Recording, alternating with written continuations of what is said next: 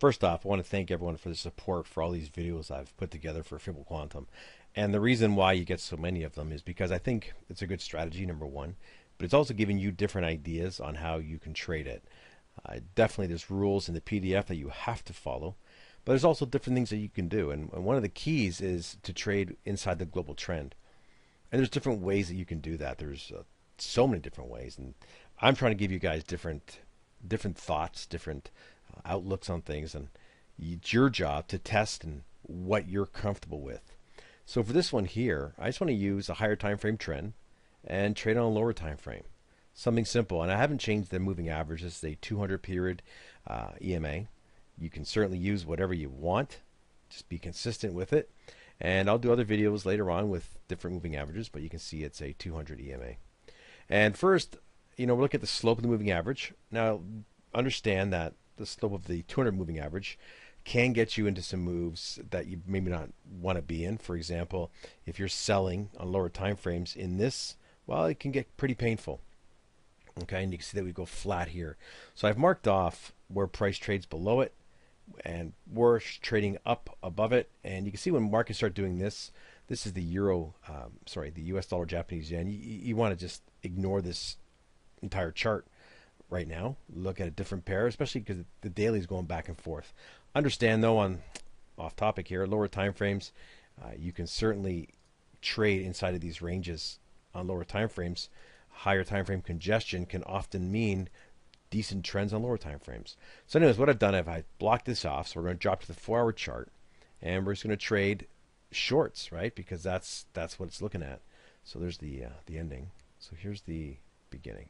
So our first trade that sets up, remember our rules that you have to trade below the moving average. Wouldn't matter, right? Because what are we doing? We're only looking for sells. So you can actually take the moving average off of this chart if you'd like. So our first trade we get, it's a sell. And obviously we get into the trade, and it goes down for 170 pips. So that's actually not bad to start our little look through here.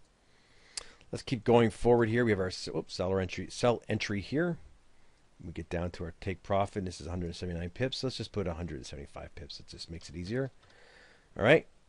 And then we have another sell down here. This trade drops down quite nicely for 279. So let's just say 275. So we got plus 275 here. It's looking pretty good, right? Sell. Oh, get triggered in, and we get stopped out right there. So we lose 145 pips right there. Let's put a little minus 145. And we still, sell entry, sell entry. Oh, we can't take it. Remember the rules, right? If this stops printing and then price gets to it, we cannot take this trade. All right. Yes, you see the buy entry here. So many different rules here. If you think back to my other videos, if this was just this chart we were trading, it's below the moving average, can't take that trade anyhow. And using, for this video, the higher time frame trend, we're only looking for sell entries. But because this stopped printing, we cannot take it. And we obviously don't get this trade here, and we keep going here. We're going to get this trade. And that's it for our sell entries. So you can see just by looking at these numbers here, that's a good way of looking at it as well. Yes, you're going to miss some trades. Yes, it's going to happen. But it doesn't matter what strategy you're using, you're going to miss trades. So on this, we're looking at 480 pips. That's not bad, right? Trading the 4-hour chart. And again, you don't have to sit at your chart.